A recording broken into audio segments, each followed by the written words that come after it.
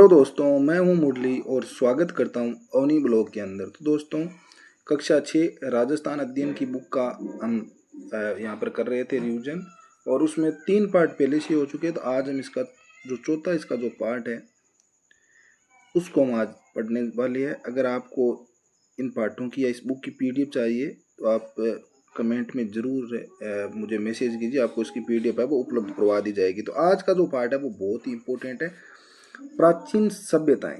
तो प्राचीन सभ्यताओं के बारे में आज हम पढ़ने वाले हैं। तो हम प्राचीन सभ्यताओं के बारे में सबसे पहले देखिए अब स्थान कौन कौन से हम पढ़ रहे हैं। सबसे पहले हम बात करें मुख्य रूप से, तो हमें पता होना चाहिए कि हनुमानगढ़ जिले के अंदर 4 सभ्यताएं हैं, जैसे कालीबंगा, पीलीबंगा, रंगमहल और बड़ोपल। ये हनुमानगढ़ जिले के अंदर है। बीकानेर के अंदर हमारे यहाँ सोनती नामक सभ्यता है। वहीं अगर बात करें हम मुख्य रूप से, तो झुंझुनू में सुनारी है जो सभ्यता है। सीकर के नीम के थाने के अंदर गणेश्वर सभ्यता स्थल है जो बहुत इंपॉर्टेंट स्थल है। कोटपुतली बैरोड में आ गया आजकल बेराट सभ्यता। दर सभ्यता ये भरतपुर के अंदर है। इसके अलावा अगर मैं बात करूं मुख्य रूप से, तो बाड़मेर में तीरवाड़ा सभ्यता है। वहीं बागोर सभ्यता भीलवाड़ा की सभ्यता है। राजसमंद में गिलुंड सभ्यता है। वहीं उदयपुर के आहाड़ में आहाड़ सभ्यता है। यहाँ बालाथल में बालाथल सभ्यता भी है उदयपुर के अंदर। चित्तौड़गढ़ में नगरी सभ्यता है। तो इस प्रकार हम सभ्यताओं में सबसे पहली सभ्यता पढ़ेंगे कालीबंगा, जो हमारे लिए बहुत ही ज्यादा मुश्किल है। सबसे पहले बात करें कालीबंगा सभ्यता की, तो किन नदियों के किनारे स्थित है? तो प्राचीन सरस्वती या फिर दरस्वती या आजकल इसको गग्गर नदी कहा जाता है, इस नदी के किनारे ये है। इस सभ्यता की खोज है वो मुख्य रूप से किसके द्वारा करी गई? वो खोज की गई है अमलानंद घोष के द्वारा। किसके द्वारा खोज की गई है? अमलानंद घोष के द्वारा कालीबंगा सभ्यता की खोज की गई। इसके बाद जो इसका उत्खनन है वो 1961 से लेकर 62 में बी लाल बी के थापर के द्वारा इसका किया गया था। एसपी जैन वगैरह भी इसमें मुख्य रूप से आते हैं। इसके अलावा हम बात करें तो इस कालीबंगा सभ्यता में मकानों को बनाने के लिए ईंटों का प्रयोग में किया गया था।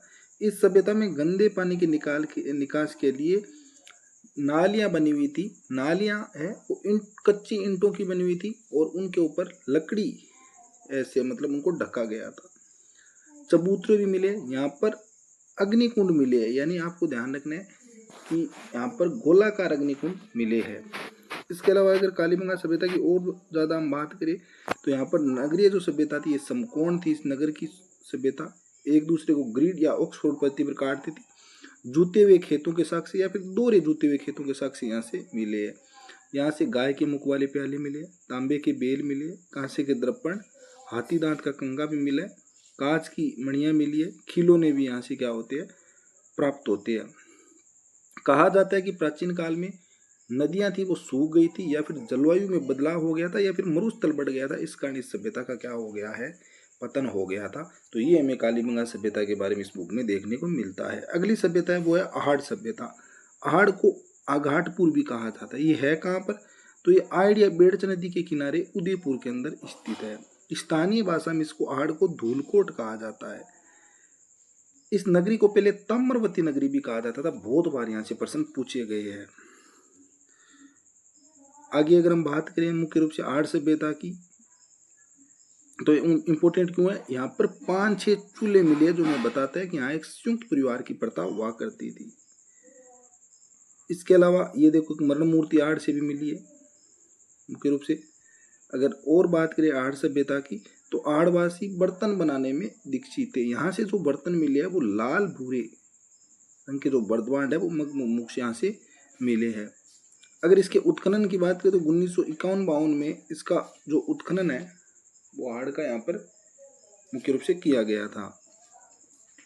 और ये मुख्य रूप से हमारी कौन सी सभ्यता है? आहाड़ सभ्यता। आहाड़ के 2 ही सभ्यता स्थल यहाँ पर 6 क्लास इस बुक में दे रखी है। तो अब आपसे क्वेश्चन पूछे जाएंगे। उम्मीद रहेगी कि सभी क्वेश्चनों के जो आंसर रहेंगे वो आपके एकदम क्या रहेंगे? सटीक रहेंगे और सही रहेंगे। तो सबसे पहला क्वेश्चन इसमें पूछा गया है, निम्न में से किस जिले में कालीबंगा स्थित है? ये प्रश्न कई बार पूछा गया है। तो हनुमानगढ़ जिले के अंदर कालीबंगा सभ्यता स्थल है वो स्थित है।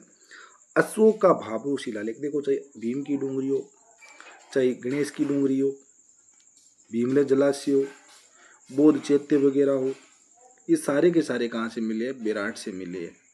सीकर जिले के नीम का थाना तहसील में कौन सी सभ्यता मिली है? तो मैंने आपको पहले बताया था कि गणेश्वर जो सभ्यता है वो कहाँ से मिली है? नीम का थाना सीकर, तो गणेश्वर आंसर क्या रह जाएगा? गणेश्वर सभ्यता स्थल मिला है। आहड़ बस्ती प्राचीन काल में नगरी के नाम से जानी जाती थी, ताम्रवती नगरी से कहा जाता था। आहड़ को प्राचीन काल में क्या कहा जाता था? ताम्रवती नगरी के नाम से जाना जाता था। राजस्थान में किन्हीं दो ताम्र पाषाणकालीन स्तरों के नाम बताइए? तो अभी हमने पढ़ा आहड़ और कालीबंगा। बालातल सभ्यता के अवशेष किस जिले से प्राप्त हुए? तो मैंने पहले ही बताया था आपको, उदयपुर से। कहाँ से प्राप्त होते हैं? उदयपुर से बालाथल सभ्यता की क्या प्राप्त होते हैं? अवशेष होते हैं प्राप्त। आयड़ सभ्यता किस नदी के किनारे है? तो आयड़ नदी। और इस आयड़ का दूसरा नाम क्या है? बेड़च नदी भी इस आयड़ को कहा जाता है। तो ये हमें क्या रखना है? इसके ध्यान रखना है। तो आज के पार्ट में इतना ही। कल हम इसका 5वां पार्ट पढ़ेंगे, आज़ादी से पूर्व सरकार का स्वरूप क्या था। तो आप सभी का धन्यवाद। और अगर वीडियो आपको पसंद आया तो लाइक कीजिए, चैनल को सब्सक्राइब कीजिए और